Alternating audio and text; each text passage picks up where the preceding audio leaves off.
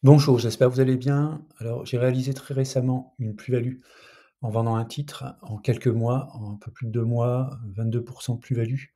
Donc ce qui m'a donné l'idée, de faire une vidéo, vous présentant et en décortiquant le processus de décision, qui a, amené, à réaliser une plus-value. On démarre avec un avertissement, je ne suis pas conseiller financier. Cette vidéo n'a pas pour but de vous proposer un placement financier ou un quelconque conseil d'achat, mais uniquement un but pédagogique et de partage. Vous restez responsable de vos investissements. Alors effectivement, donc, la société sur laquelle j'ai fait cette plus-value, c'est, Giga Cloud Technologies. Je l'avais acheté autour des 18 €, revendu autour des 25 €, même plutôt 26 €, me permettant de réaliser une plus-value de 22 en un peu plus de 2 mois. Alors, on va regarder un petit peu le processus, que j'utilise, pour, effectuer, des achats et des ventes, que ce soit, sur le long terme ou en swing trading. Donc en l'occurrence ici, c'était du swing trading. Alors c'est un processus de décision en 5 étapes. La première étape, c'est une sélection, d'actions, alors basée sur des critères. Je vais prendre quelques exemples, donc critères de small cap pour éviter, de tomber sur, les grosses entreprises, type, GAFAM, et puis rechercher des entreprises, «sous-cotées» entre guillemets. Alors, on peut le faire avec un critère qui est le price earning et des sociétés qui gagnent de l'argent, donc une marge, positive, un free cash flow positif et par exemple un return on equity supérieur à 20. Une fois qu'on a sélectionné ces entreprises, on obtient, une dizaine, une vingtaine, une centaine d'entreprises. On peut augmenter, les critères pour réduire le nombre d'entreprises. C'est pas forcément ce que je fais. Et on va passer, une fois qu'on a une liste d'entreprises, on va passer au à deuxième étape qui est l'analyse fondamentale de chacune des entreprises. À la suite de l'analyse fondamentale, on conservera ou on rejettera l'entreprise pour passer à la troisième étape qui est l'analyse graphique pour rechercher un point d'entrée. L'analyse graphique va me dire si effectivement on est dans de bonnes conditions pour rentrer sur le titre ou sinon s'il va falloir patienter. Si on est dans de bonnes conditions, on va donc effectuer un achat. Alors là, j'utilise la méthode des paliers, je vais rentrer en plusieurs fois, sur, la ligne, on va le voir dans notre exemple et puis la cinquième étape, c'est une fois qu'on est en position, c'est de déterminer, des points de sortie. Alors soit pour alléger, soit pour sortir définitivement de la ligne si on est en swing trading. C'est un processus itératif, donc on va pouvoir faire régulièrement, alors de manière hebdomadaire, mensuelle, trimestrielle. Là, c'est à chacun de déterminer quelle est la fréquence sur laquelle il souhaite rechercher, de nouvelles opportunités. On va procéder à la première étape qui consiste à utiliser un screener pour obtenir une liste d'entreprises qui nous intéressent. Pour cette étape, j'ai utilisé Stock Analysis. Alors il y a plein de screeners, hein, sur le marché. L'intérêt du screener, c'est que, vous pouvez appliquer à l'ensemble des actions du marché plusieurs critères.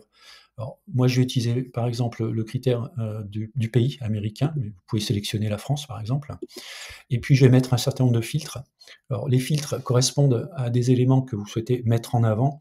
Donc pour moi, c'est assez simple, c'est une entreprise qui gagne de l'argent, qui est pas trop chère, voilà, donc il y a des ratios, qui sont acceptables. Donc on va par exemple, choisir une société dont la marge est de profitabilité supérieure à 10, un free cash flow, supérieur à 100 millions d'euros, un return on equity supérieur à 20.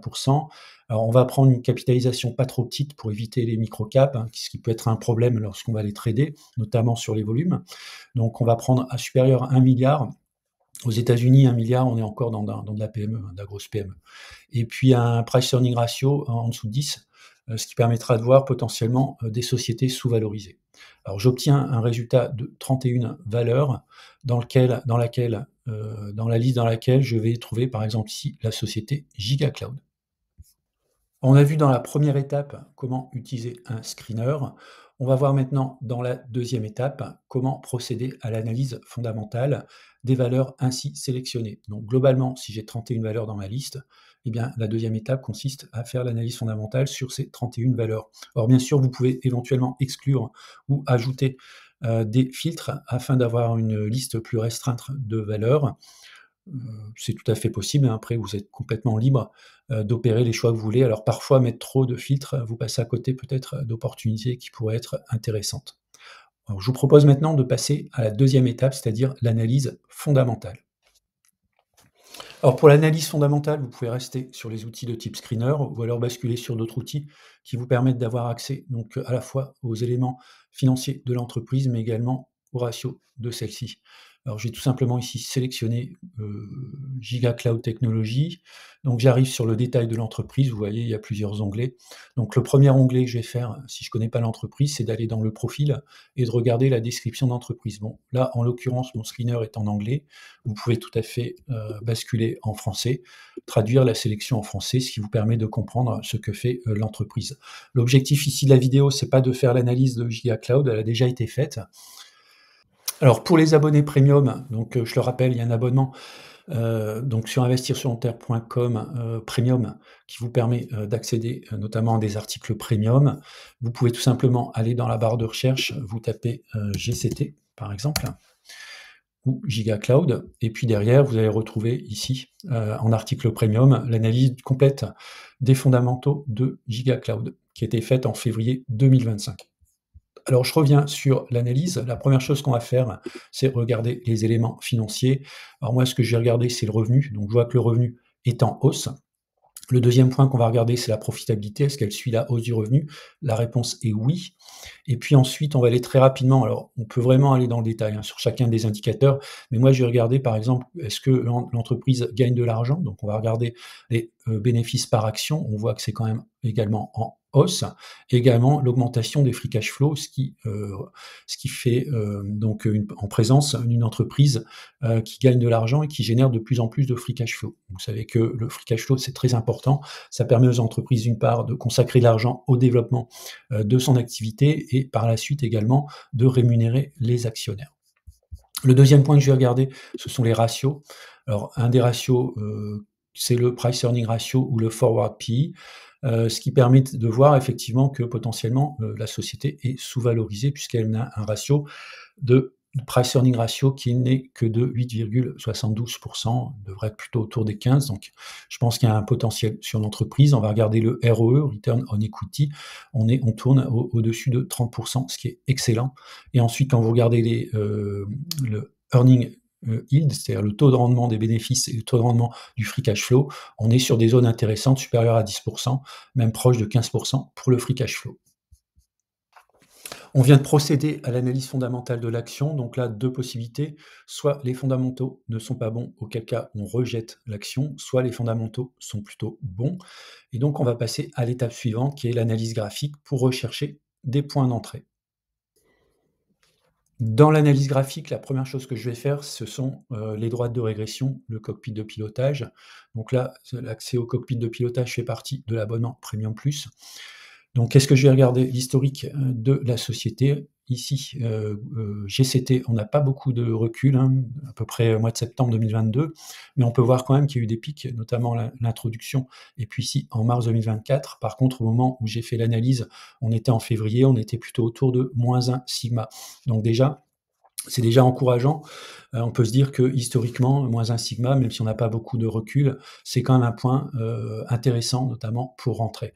Donc ce qui conduit, en tout cas pour ma part, à continuer l'analyse graphique.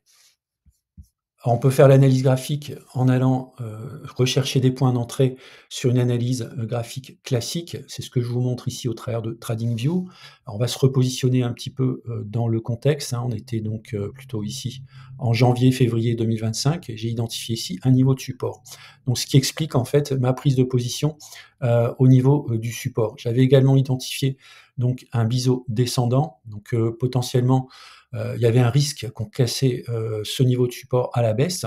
Bon, j'ai quand même pris le risque. Effectivement, quelques semaines plus tard, on a baissé relativement fortement. C'est notamment dû aux tarifs douaniers qu'a mis en place le président américain, sachant que Giga Cloud a une activité principalement en Asie. Donc, l'Asie était fortement touchée au début par les annonces des tarifs, donc ce qui a expliqué aussi la baisse du cours. Alors, heureusement, on a bien rebondi ici sur le bas du biseau, et puis derrière, on est reparti de l'avant. Donc, toujours est-il que la recherche de points d'entrée, si on se repositionne sur le mois de janvier-février, il y avait ici une zone qui me paraissait plutôt optimale pour rentrer sur GCT. Alors, on aurait pu dire, idéalement, ça aurait été d'attendre d'avoir cassé ici l'oblique. Effectivement, on l'a cassé un peu plus loin. Mais bon, là, moi, j'ai préféré, vu les fondamentaux qui étaient plutôt bons, et puis, une position graphique qui était, pas si mal que ça, j'ai décidé quand même de rentrer sur GCT. Alors si on fait une analyse, graphique avec Ichimoku, on va voir ici notre droite de tendance. Donc j'ai pas fait le biseau, mais on pourrait le représenter. Donc on était ici à peu près au mois de janvier, donc on avait des éléments, qui étaient, pas forcément, hyper intéressants, hein, puisqu'on était, sous la Kijun, la Tenkan, on avait, cette oblique de résistance. Donc il y avait beaucoup de choses qui nous disaient qu'au niveau Ichimoku, c'était pas forcément le bon moment, pour rentrer.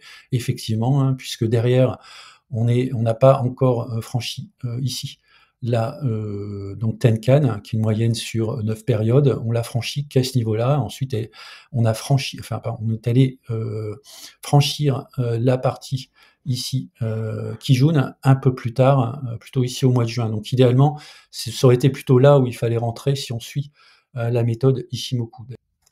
On vient de le voir dans l'analyse graphique, que ce soit les droites de régression, l'analyse graphique classique ou, l'analyse avec Ichimoku. L'idée, c'est vraiment de rechercher un point d'entrée et puis, ensuite, on passe à la quatrième étape qui est, l'achat en tant que tel. Alors au niveau des achats, hein, je dis toujours qu'il faut rentrer, méthode des paliers en plusieurs fois, donc je suis rentré en plusieurs fois. Début février à 19,74. Ensuite, je suis rentré le 11 février à 20,68. Ensuite, fin février, à 18,76. Alors avant de vendre, il y avait un autre achat que je peux vous montrer, qui était, ici à, 18,31. Donc ce qui m'a permis d'avoir un prix moyen autour des 18,50, 18,60 dans ces eaux-là. Alors sur la partie achat, on peut faire des achats simples ou alors des achats, avec un stop loss, des targets, éventuellement. Bon, moi en l'occurrence sur, GCT, c'était un achat, simple en plusieurs fois. Alors une fois qu'on a acheté, et bien ensuite il faut déterminer, des prix de vente ou des prix de sortie, si on veut faire un allègement en plusieurs fois. C'est ce qu'on va voir dans l'étape, dans la cinquième étape. Si vous êtes en analyse classique, alors on peut tout simplement, positionner un ordre de vente sur la résistance suivante, légèrement en dessous, hein, donc ce qui nous donnerait, autour des 42-43 €. Alors j'avais également dessiné ici le biseau en cas de sortie, donc on reporte la hauteur de l'entrée du biseau, sur le point bas de la sortie du biseau, ce qui donnerait un autre cours autour des, 36 € et puis derrière, graphiquement, on voit quand même qu'il y a des niveaux intermédiaires. On a un premier niveau à 21,53, un deuxième ici autour des 29 € et puis un troisième ici autour des 38 €. Donc ça, c'est si on fait de l'analyse graphique classique. Si on passe en Nishimoku, on va se mettre, plutôt ici en, quotidien. Donc pour essayer d'évaluer un point de sortie, alors on a ici il y avait un premier niveau ici autour des 24,70 qui correspondait, donc à une résistance, majeure. Ensuite, on a un deuxième niveau de résistance qui était autour des 28. Alors moi, c'était mon target, légèrement en dessous et puis derrière, bon, on a clôturé au-dessus des 28, donc derrière, il faut aller chercher des niveaux supérieurs. Alors pour chercher des niveaux supérieurs, on peut utiliser, par exemple ici, les plats, de SSB qui sont des niveaux de résistance. Donc on va retrouver ici, par exemple, autour des 33 €, un premier niveau de résistance qui pourrait être, pour moi, une deuxième target avant d'aller chercher, un niveau haut ici de résistance qui se situe autour des 43 €. Donc je pourrais éventuellement sortir un petit peu ici dans les, 33 € et puis ensuite sortir un peu plus 42 et puis garder un résidu pour aller chercher éventuellement les plus hauts historiques ici qui se situent autour des 60 €. Avec encore peut-être, si on dépasse les 60 €, garder une infime partie pour éventuellement, laisser courir, le cours si on est amené à aller sur des, niveaux beaucoup plus élevés. Alors avant de revenir sur, donc la méthodologie, si vous êtes un petit peu perdu au début, donc moi ce que je fais, c'est qu'à chaque fois que je publie, un article, lorsque je fais un achat ou, une vente, donc c'est un article que vous pouvez, auquel vous pouvez accéder, sur le site investirsurlongterme.com.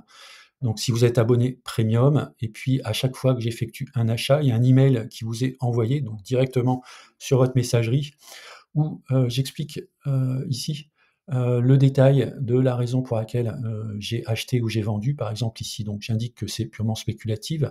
Sur une configuration graphique intéressante, l'action est sortie par le haut d'un biseau descendant et effectivement, généralement, derrière, j'indique, avec une copie d'écran, du graphique expliquant, ce qui se passe et la raison pour laquelle je rentre ou je sors en fait sur un titre.